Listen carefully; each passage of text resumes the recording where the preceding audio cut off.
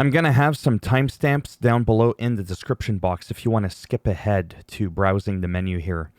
You're going to be staring at the screen for a moment as I go over the overview of the game really quickly because I feel it's important to share. So in terms of like campaign replay, levels, New Game Plus, and all this kind of stuff, you can play the entire game, the campaign, solo, which was confirmed previously by Rocksteady. You do need a persistent internet connection as of the making of this video until a later date when they implement offline with no internet connection. After you beat the campaign, you can replay it again in any order without having to start all over again via a mission select. As for difficulty, right here I'll show you this really quick. There are 3 difficulties, easy, medium, and hard. But after you've beaten the game, there's actually 5 more difficulties above hard, giving you a total of 8 difficulty settings. Again, once you beat the game, okay? You can also, in terms of difficulty, it'll be available for every mission, including the campaign, and there's also an incentive to play through them as the higher the difficulty, the better the rewards. You can even solo the endgame content if you want. You can play private, where it's invite only, so you could play on your own. You could do open with friends when it comes to the matchmaking, and public, where you are thrown into a squad with other players who are at or slightly before your current story progress. And there's also going to be seasons that are themed around new playable characters. Each season adds a new else world. They're divided into 2 episodes, each lasting 6 weeks. There'll be new gear, missions, and bosses to fight. And this won't cost players additional money outside the battle pass. And the nice thing is that even when the season is over, you can go back and play them, including the episodes. Okay? And if you're wondering about episodes, there are drops within the season that offer unique experiences. They last, like I said, 6 weeks. And you'll get new, unique infamy sets, notorious items, legendary items, gameplay modifiers, helps if I could speak properly, and mutators and such. So that's that. And then if you're worried about the HUD, I'll show you that in a moment. You are able to turn off pretty much everything. And when it comes to this, it is also a looter shooter, but they're taking a different approach here, as rather than using gear levels, gears is categorized into levels like uncommon, rare, and epic. It's a traditional looter system, but there are obviously some differences here. There's crafting, you can overhaul, you can modify your weapons. There's just a lot to this game. And when it comes to the PS Plus and Xbox, Live or whatever it's called, you do not need PS Plus or Xbox Live to play this game solo. Naturally, if you're going to play with other people, you are going to need that shit. 3 minutes and 40 seconds into the video, let's start with browsing the main menu. Again, I've already shown you the difficulty. You can see how it affects the XP and the resources that you gain by jacking it up.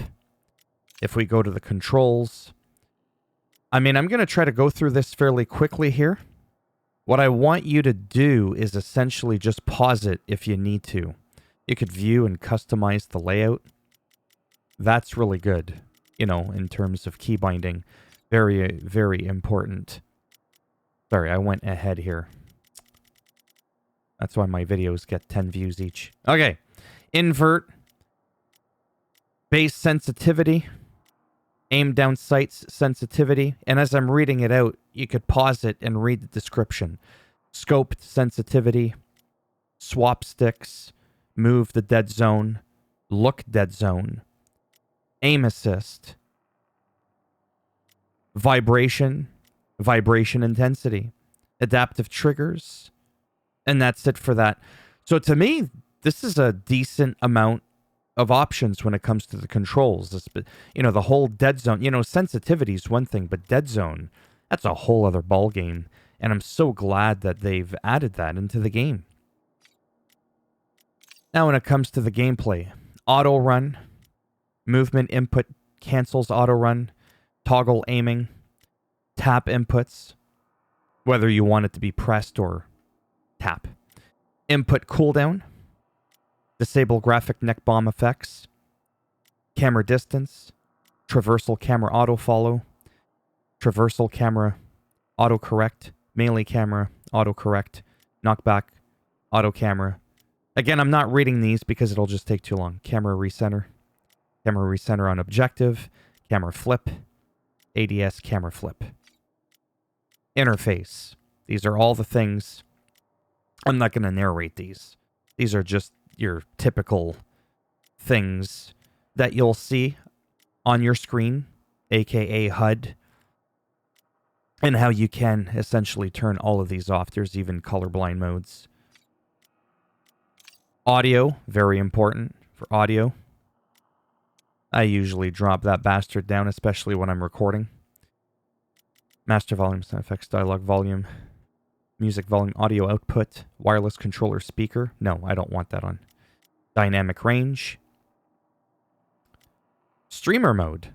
Putting that on because it'll mute copyrighted music. I won't know what's, copyrighted or not. Dialogue language, text language, subtitles and menus, text size, text color, background opacity, speaker names. Text to speech off, volume to voice to speed, voice chat, volume, mic gain, speech to text, keyboard to speech. We're going to go ahead and save that.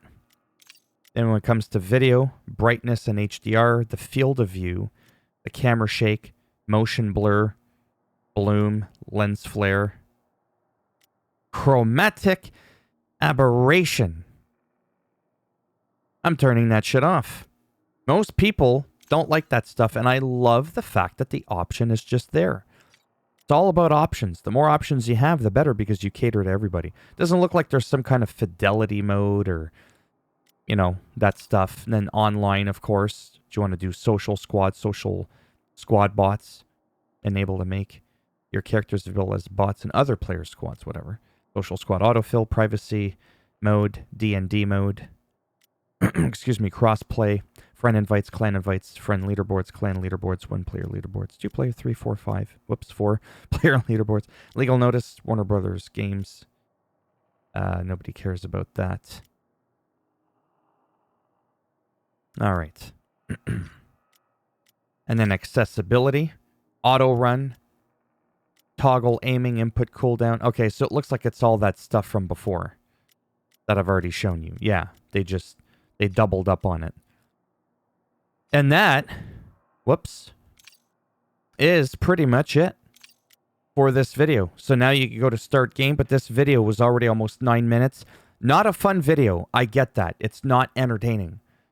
However, I felt it was important. As always, if you liked the video, go ahead, give it a thumbs up. It does greatly help support the channel. You didn't like it, thumbs down, bend it in half, twist it, break it off in your ass. And if you want to subscribe to the channel, naturally, that would be great. But if not, thanks for stopping by anyways. Take care, and maybe I'll see some of you in the next one. Bye for now.